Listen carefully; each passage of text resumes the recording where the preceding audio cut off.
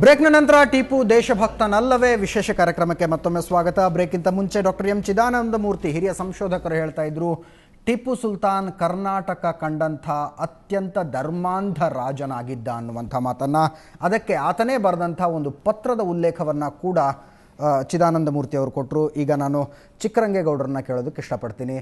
ಚಿಕ್ಕರಂಗೇಗೌಡ್ರೆ, ಚಿದಾನಂದಮೂರ್ತಿ ಹಿರಿಯ ಸಂಶೋಧಕರು ಟಿಪ್ಪು ಸುಲ್ತಾನ್ ತನ್ನ ಕೈಯಾರೆ ಬರೆದಂಥ ಪತ್ರದ ಉಲ್ಲೇಖವನ್ನು ಮಾಡಿದ್ರು. ತಾವೇನು ಹೇಳ್ತೀರಿ ಅದಕ್ಕೆ? ಈಗ ಡಾಕ್ಟರ್ ಚಿದಾನಂದಮೂರ್ತಿಗಳು ನಮ್ಮೆಲ್ಲರಿಗೂ ಹಿರಿಯರು, ಅದರ ಬಗ್ಗೆ ಯಾವುದೇ ಸಂಶಯ ಇಲ್ಲ.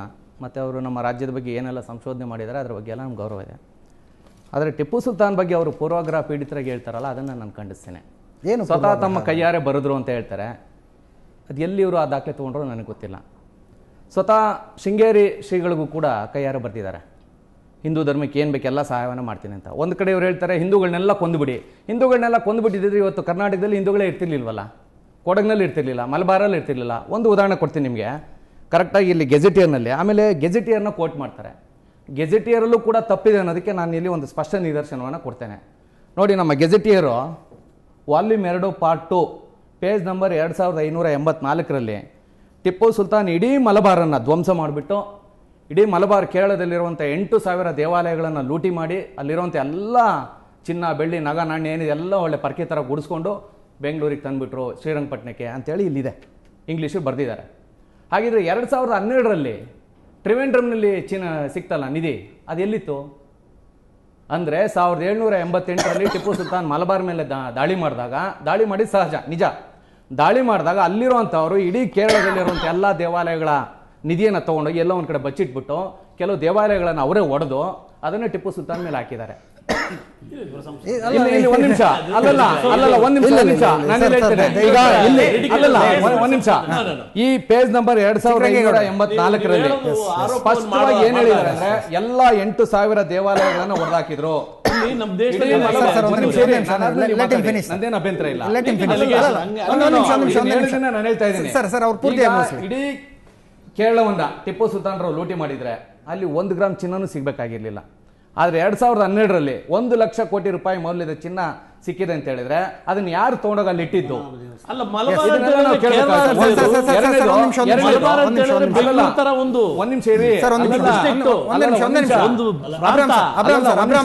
ಎರಡನೇದಾಗಿ ಇದೇ ವಾಲ್ಯೂಮ್ ಇದರಲ್ಲಿ ಪೇಜ್ ನಂಬರ್ 2853ರಲ್ಲಿ ಸರ್, ನೀವು ಮುಂದಿನ ವಿಷಯಕ್ಕೆ ಹೋಗೋದಕ್ಕಿಂತ ಮುಂಚೆ ನಾನು ನರಸಿಂಹಯ್ಯನವ್ರನ್ನ ಮಾತು ಕೇಳ್ಬಿಡ್ತೀನಿ. ಅಲ್ಲ, ಒಂದೇ ನಿಮಿಷ, ನರಸಿಂಹಯ್ಯನವ್ರನ್ನ ಮಾತು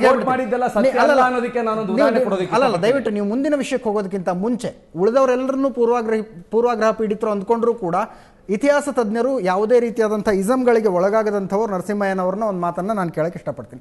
ಸರ್, ಇತಿಹಾಸದ ಯಾವುದಾದ್ರೂ ಭಾಗದಲ್ಲಿ ಯಾವುದಾದ್ರೂ ದೇಶದ ಜನ, ಯಾವುದಾದ್ರೂ ರಾಜ್ಯದ ಜನ ತಮ್ಮ ದೇವಸ್ಥಾನಗಳನ್ನು ತಾವೇ ಒಡೆದುಕೊಂಡು ಭವಿಷ್ಯತ್ತಿನಲ್ಲಿ ಒಂದು ದಿನ ಇಂಥ ರಾಜ್ಯನ ಮೇಲೆ ಅಪವಾದ ಬರಲಿ ಅನ್ನುವಂಥ ಉದ್ದೇಶಕ್ಕೆ ತಮ್ಮ ದೇವಸ್ಥಾನಗಳನ್ನು ತಾವೇ ಒಡೆದುಕೊಂಡಂಥ ಉದಾಹರಣೆಗಳಿವೆಯಾ ಯಾವುದಾದ್ರೂ ಭಾಗದಲ್ಲಿ ಇತಿಹಾಸದಲ್ಲಿ?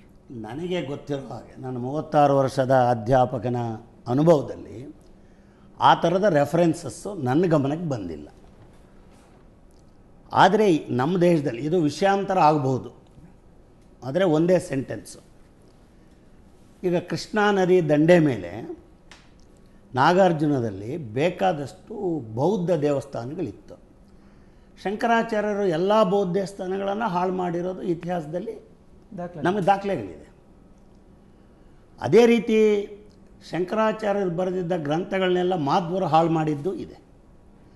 ಹಾಗಾಗಿ ಇದೇನಾಗ್ತದೆ, ನಾನು ಮೊದಲೇ ಒಂದು ಶಬ್ದ ಉಪಯೋಗಿಸಿದೆ, ನಿರ್ವಿಕಾರವಾಗಿ ನೋಡಬೇಕು. ಇನ್ನೊಂದು ಬಹಳ ಮುಖ್ಯವಾದದ್ದು, 18ನೇ ಶತಮಾನದ ಆಗಿನ ಕಾಲದ ರಾಜಕೀಯ ದೃಷ್ಟಿಯನ್ನು 21ನೇ ಶತಮಾನದ 2014ರಲ್ಲಿ ಆ ಭೂತ ಕನ್ನಡಿಯಲ್ಲಿ ನೋಡಿ ವಿಶ್ಲೇಷಣೆ ಮಾಡುವಾಗ ನಾವು ಅದನ್ನು ಯಾವ ರೀತಿ ಅದನ್ನು ಅನಲೈಸ್ ಮಾಡ್ತೀವಿ, ಆ ಕಾಲದ ವ್ಯಾಲ್ಯೂಸ್ ಏನಿತ್ತು, ಈ ಕಾಲದ ವ್ಯಾಲ್ಯೂಸ್. ಈಗ we are in a very big democracy, performing democracy. So we look at the lens of present ಡೆಮೋಕ್ರಸಿಯಿಂದ ನಾವು ನೋಡ್ತೀವಿ. ಹಾಗಾಗಿ ಎಲ್ಲ ಇದು ಒಂದು ಮಾತು, ಚಿದಾನಂದ ಮೂರ್ತಿಗಳಿಗೆ ಒಂದು ಮಾತು ಹೇಳ್ತೀನಿ. ಈಗ ಪೇಶ್ವೆಗಳು ಮರಾಠರು, ಚಿತ್ಪಾವನ ಬ್ರಾಹ್ಮಣರವರು, ಶೃಂಗೇರಿ ಮಠವನ್ನು ಸ್ಥಾಪಿಸಿದವರು ಶಂಕರಾಚಾರ್ಯರು. ಶಂಕರಾಚಾರ್ಯರು ಸ್ಥಾಪಿಸಿದ ಶೃಂಗೇರಿ ಮಠದ ಮೇಲೆ ಚಿತ್ಪಾವನ ಬ್ರಾಹ್ಮಣರ ಅಂತ ಮರಾಠರು ದಾಳಿ ಮಾಡಿದಾಗ ಅಲ್ಲಿ ನರಸಿಂಹಭಾರತಿ ಸ್ವಾಮೀಜಿ ಅಲ್ಲಿಂದ ಪಲಾಯನ ಮಾಡಿ ಕಾರ್ಕಳದಲ್ಲಿ ಔತ್ಕೊಂಡಿದ್ರು. ಅಂಥ ಸ್ವಾಮೀಜಿಯನ್ನು ಪುನಃ ಕರೆಸಿ ನಿಮ್ಮಂಥವರು ಈ ರಾಜ್ಯದ ದೇಶದ ಪ್ರಗತಿಗಾಗಿ ಪ್ರಾರ್ಥನೆ ಮಾಡೋದಕ್ಕೆ ತಾವು ಬೇಕು ಅಂತ ಹೇಳಿ ಏನೇನೋ ಚಿತ್ಪಾವನ ಬ್ರಾಹ್ಮಣರು ಪೇಶ್ವೆಗಳಂದರೆ ಪ್ರಧಾನಮಂತ್ರಿಗಳು ಕೊಳ್ಳೆ ಹೊಡೆದ ಪ್ರತಿಯೊಂದು ವಸ್ತುವನ್ನು ಶಾರದಾ ದೇವಿ ಪೂಜೆಗೆ ಬೇಕಾದಂಥ ಎಲ್ಲ ಸಲಕರಣೆಗಳನ್ನು ಇನ್ಕ್ಲೂಡಿಂಗ್ ವಿಗ್ರಹ ಅವ್ರ ವಿಗ್ರಹಗಳನ್ನು ಎಲ್ಲ ಕೊಟ್ಟಿದ್ದಕ್ಕೆ ಶೃಂಗೇರಿ ಮಠದಲ್ಲಿ ಇವತ್ತು 48 ಕಾಗದ ಪತ್ರಗಳು ಕನ್ನಡದಲ್ಲಿ ಬರೆದಿರೋದು ಇವತ್ತಿಗೂ ಇದೆ. ನರಸಿಂಹಯ್ಯನವರು, ನೀವು ಈಗ ಹೇಳಿದ ಮಾತನ್ನ ಟಿಪ್ಪು ಸುಲ್ತಾನ್ ಒಬ್ಬ ದೇಶಭಕ್ತನಲ್ಲ ಅಂತ ವಾದಿಸೋರು ಕೂಡ ವಿರೋಧಿಸೋದಿಲ್ಲ, if I am not wrong. Right. ಅನೇಕ ಇತಿಹಾಸಕಾರರು ಇದನ್ನು ಒಪ್ಕೊಂಡಿದ್ದಾರೆ. ಆದ್ರೆ ಅವ್ರ ಹತ್ರ ಇರುವಂತಹ ಇನ್ನೊಂದು ವಾದ